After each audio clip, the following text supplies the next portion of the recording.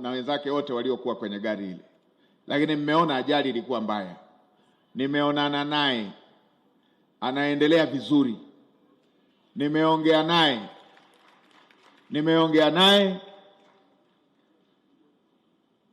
lakini nimeshangaa sana. Mbunge yuko kitandani hospitalini, lakini katika salamu nilidhani atatumia dakika nyingi anielezee panapouma hapa na hapa na hapa. Ameelezea ameshapata matibabu. Alivyomaliza kuelezea panapouma, ameenda moja kwa moja ananiambia, Mheshimiwa mgeni rasmi, tuna jambo la mochwari. Mochwari yetu. Baada ya hapo amesema, nimemwona naibu waziri wa afya. Mimi nilidhani alitaka aje amsalimie. Amefika pale anaelezea hoja za wananchi wa Moshi.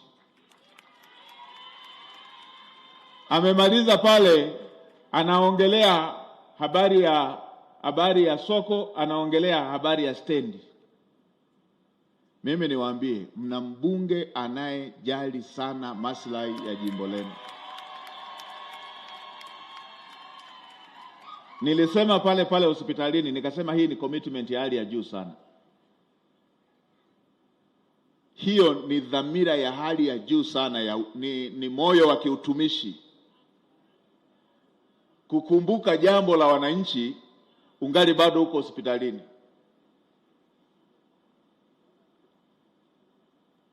Sisi tumeenda tukiwa mioyo iko juu kuhusu afya yake, yeye tumemkuta moyo wake huko juu kuhusu maendeleo ya wananchi wake.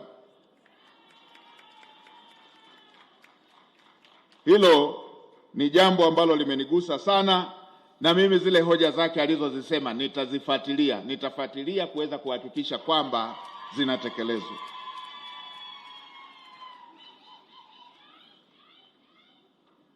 Nina maeneo machache ambayo ninatamani kutolea maelekezo kabla sijawaita waheshimiwa mawaziri kuja kutoa salamu na ufafanuzi wa maeneo machache. Eneo la kwanza, tumelimbikiza migogoro ya rejareja mingi sana. Kero zinazoudhiuzi wa nyingi. Sasa Mheshimiwa mkuu wa mkoa na timu yako, haya ambayo nimekwisha kuyaelekeza, yale ambayo tumeshatolea ufafanuzi na yale ambayo tumeyachukua ili tuyafanyie kazi kwa umakini, hakikisheni yote yanapata ufumbuzi. Kuna vitu vya rejareja vingi mno na vingine vinahusisha serikali. Hilo sio jambo jema. Twendeni tutafutie ufumbuzi masuala hayo yanayohusu hoja za wananchi. Tusichukulie mambo kwa rejareja. Tusichukulie kupuuza masuala yanayohusu maisha ya watu wetu.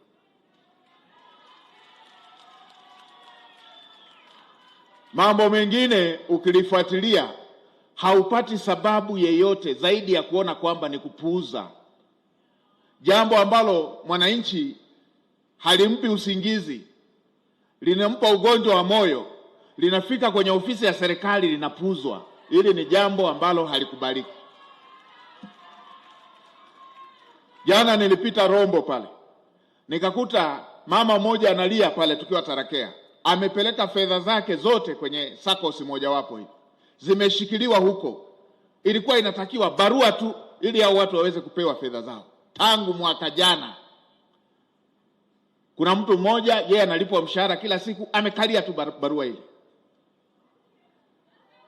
kakaa nayo tu. Uwezo wa kuandika barua hata kwa penseli alikuwa nayo, kapuza tu, kwa sababu yeye kwenye maisha yake yamenyoka, analipwa mshahara. Hata asipofanya kazi anapandishwa kwa kukaa sana ofisini, kwa kukaa sana kazini, amepuza tu. Nilielekeza, ukitaka kujua kiwango cha kupuza, nilielekeza kabla sijatoka mkoa wa Kilimanjaro, barua hiyo imeshapatikana. Nusu saa baadaye barua hiyo ikapatikana. Maana yake ni kiwango tu cha kupuuza masuala yanayohusu wananchi. Mimi niwakumbushe ndugu zangu, ninyi mnaweza mkawa mnapuuza ukisikia 100,000, 20,000, 15,000.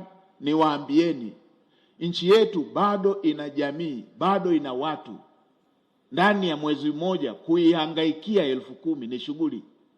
Bado tunao watu aina hii. Unapomwambia aje kesho na tayari yuko hapo ofisini kwenye jambo ambalo lingeweza kutatuliwa siku ile ile, na amekuja kwa nauli.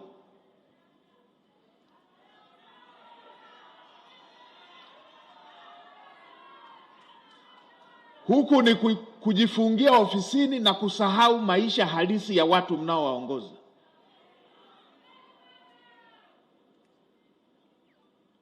Nilipita juzi Same.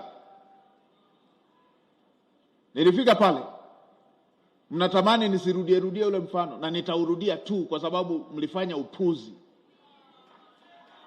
Fundi amejenga vyoo 21, kaikabidhi serikali, vyoo vinatumika, anadai milioni 2 mpaka ndoa yake imeharibika.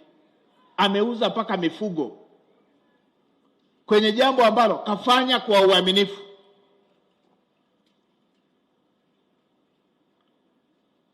Hatuna halmashauri hata moja inayoshindwa kupata milioni 2 kwa miaka 5. Huku ni